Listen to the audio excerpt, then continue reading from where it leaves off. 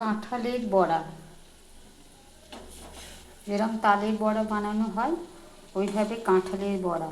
প্রথমে আমি কাঁঠালটাকে মিক্সচার মেশিনে ভালো করে গ্রেড করে নিয়েছি।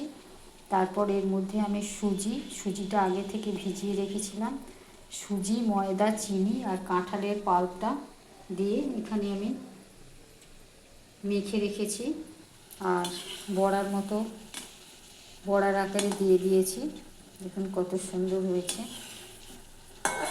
কাঁঠালের বড়া।